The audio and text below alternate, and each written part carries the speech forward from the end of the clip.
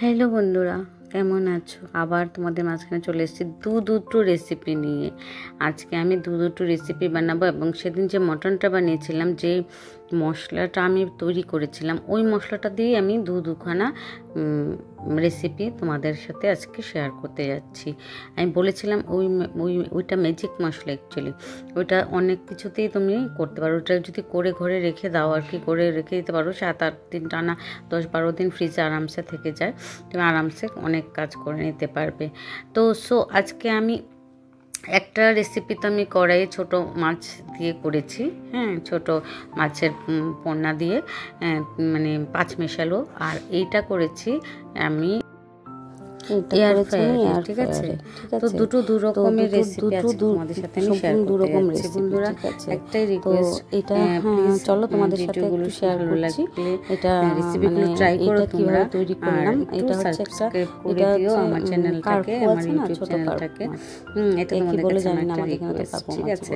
তো সেদিন যে মানে আমার যে ম্যাজিক মশলাটা, সেদিন মটন যখন আমার করেছিলাম তখন আমাকে এই রেসিপি মানে মটনের যে রেসিপিটা আছে ওখানে যদি যাও তাহলে আজকে আরেকবার সবাইকে মনে করিয়ে দেওয়ার জন্য একবার জাস্ট আমি একটু রিপিট করে দিলাম ভিডিওটা ভালো করে। তো এখানে তোমাদের একটু মনে করিয়ে দেওয়ার জন্য জাস্ট আমি ভিডিওটা, এই ম্যাজিক মশলাটা যদি তুমি ঘরে তৈরি করে রাখতে পারো, দিলাম মাছের ছোট পোনা কেন করেছিলাম ডিটেইলসে জানতে গেলে ওই আমার যে মটনের কিছু, আবার চিকেনের মতো চিকেন করতে পারবে, কোনো সাথে ইউজ করতে পারবে।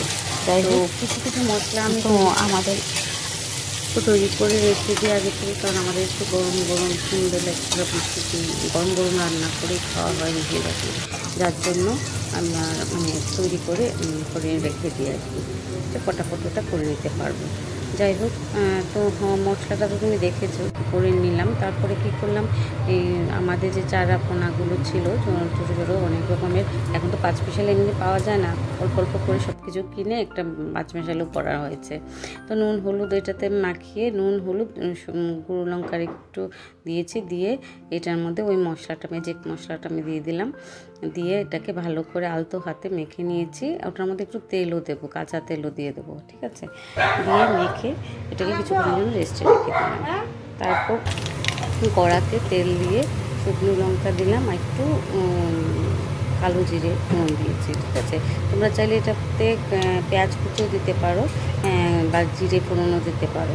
ঠিক আছে, ওটা যার যার সব, কেউ আবার সর্ষে ফোড়নও দিয়ে থাকে, ঠিক আছে? ওটা যার যার রুচি মতো করে নেবে। তারপরে এগুলো ছেড়ে দিলাম মাছগুলো,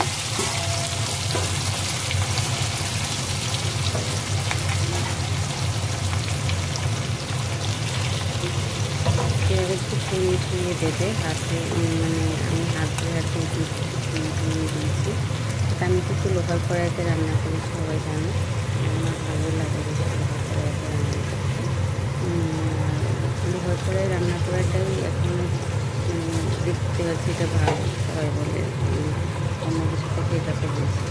তো আগুনের কমের মধ্যে থাকে শরীরে, এটাকে কোনো ভালো লাগে। তো যার জন্য লোহার কড়াইতে বেশি রান্না করে থাকি। তো এটাকে দিয়ে পুরোটা ছড়িয়ে দিয়েছি, ছড়িয়ে দিয়ে কিছুক্ষণ রেখে দেবো এরকম। তারপর এটাকে একটু ঢাকা দিয়ে দেবো।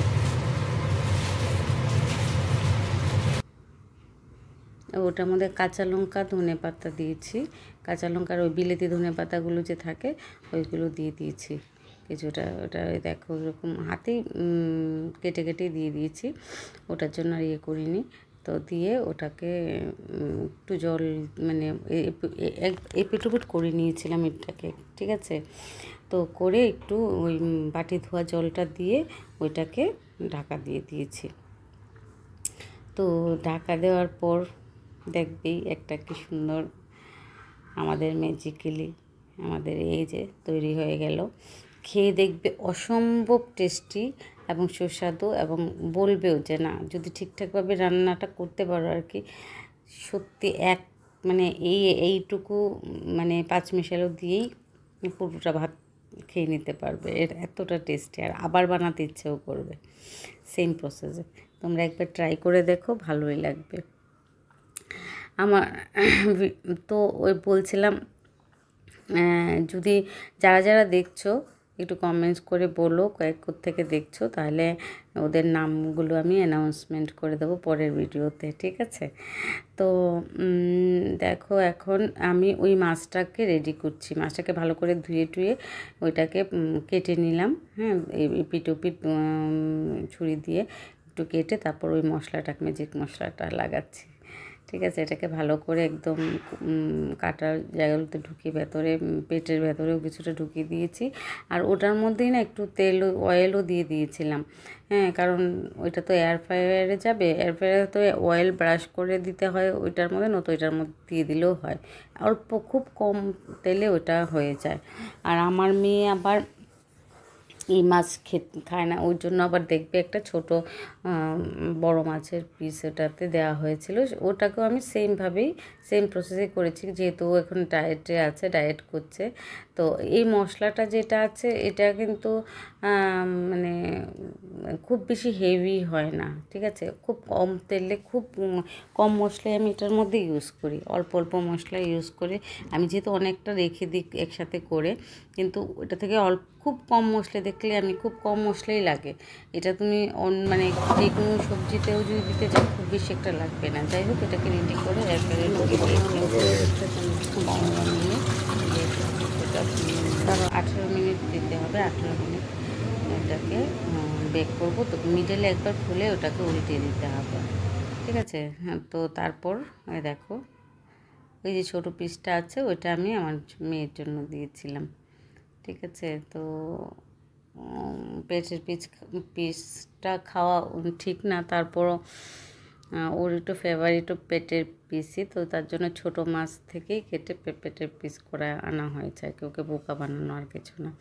যাই হোক, তা এটাকে আবারও পিট করে এটাকে ভালো করে ফ্রায়ারে আরেকবার দিয়ে দিয়েছি। মিডল মানে 18 মিনিট হলে 9 মিনিট পর তুমি এটাকে আবার চেক করে উল্টে দেবে, ঠিক আছে? তারপরেই হয়ে যায়। তো 2 পিঠ হয়ে গেল, তখন এটাকে আমি সুন্দর করে এটাকে সার্ভিং প্লেটে এটাকে একটু ডেকোরেশন করে সাজানোর চেষ্টা করেছি। নেক্সট টাইম আরও সুন্দর করে করব। তখন তাড়াহুড়ো ছিল, রাত হয়ে গেছে, যা যা সামনে পেয়েছি তাই করেছি, তো ওটাফট করে নেক্সট টাইম এটাকে খুব ভালো করে ডেকোরেট করে তোমাদের দেখাবো। প্লিজ আবার বলছি, ভিডিওগুলোকে একটু সাবস্ক্রাইব করে দিও আমার চ্যানেলটাকে। হ্যাঁ, আমি ঝুমা ব্লগ দিয়ে চ্যানেল একটা করেছি ইউটিউব চ্যানেলে, প্লিজ এটাকে একটু করে দিও। আমি আরও সুন্দর সুন্দর তোমাদের জন্য রেসিপি রেডি করে রেখেছি, এগুলো আস্তে আস্তে তোমাদেরকে দেখাবো, তোমাদের সাথে শেয়ার করব। এগুলো আমি মন থেকে নিজে করেই করি। হ্যাঁ, ওটা হয়তো একদিন তন্দুরিও করব। তন্দুরির জন্য আমি আলাদা করে একটা ভাবছি, মশলাকে একটা ভেবেছি ওরকম একটা মশলা করে দেখি কেমন লাগে।